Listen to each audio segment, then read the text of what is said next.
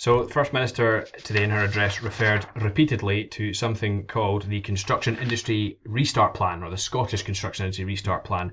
Caused me a bit of mild panic because I've never heard of that. So I did some frantic Googling, couldn't find it, still never heard of it.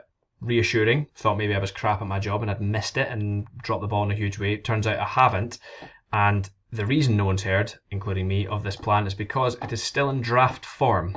So the government slightly hastily, perhaps, published this letter today, which is from Kevin Stewart, who is the Minister for Local Government, Housing and Planning, to a group called the Construction Leadership Forum, who it appears are the people who are charged with writing this construction restart model. And the reason nobody has seen it before is because it is still in draft form.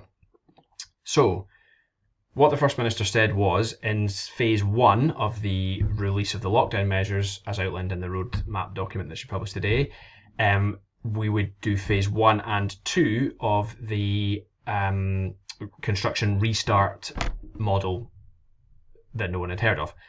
So obviously the question is, well, what's in that? What does that mean that we can and can't do?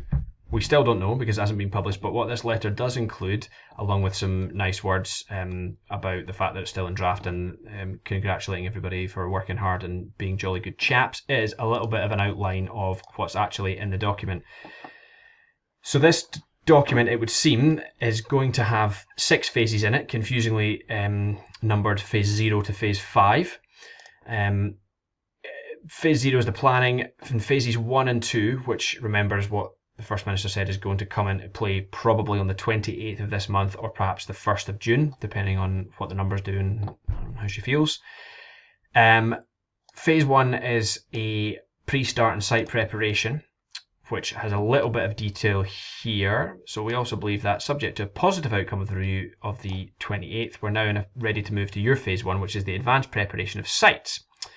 So the work is to facilitate social distancing and generally set up the site in order that you're not going to come into close contact with other people. So that is not a full-scale return to work. It's probably site management and a few other people getting their heads around what needs done and setting the site up in a way that it can be run compliantly, ready for phase 2, which is soft start to site works only where social distancing can be maintained. Now, that's going to give us problems, and it's not what I was expecting, if I'm totally honest, because the English guidance, it goes further than that and allows people to start on site even if they don't have 2 metres separation, as long as they can mitigate the risk in some other way. Looks like we're not going to get that in Scotland, at least not just now. And for that matter, looking ahead, phase 3 is still site operation, but only where physical distancing can be maintained, and not until phase 4 do we get any mention of using additional PPE in order to control that risk. So we're not there, we're not about to be there anytime soon either. So if you are planning for a return to work, I think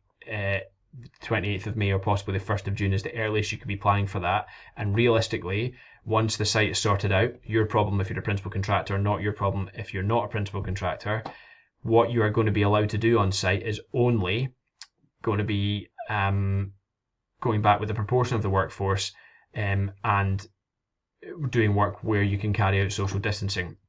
Telling statement in here, I think, and remember this is from the MSP to the group that are writing the guidance. I note your commitment that no element of non-essential works requiring the use of PPE above standard industry use will commence at this stage, and that's about phase 2. So that is about protecting supplies of PPE for healthcare workers and frontline workers and other people who arguably need them more than construction. But it does give some unresolved questions, I think, about things like travel to site what do you do if you have to stay in accommodation, and how do we deal with things like 2-man lifts or 2-person lifts, I should say. I beg your pardon.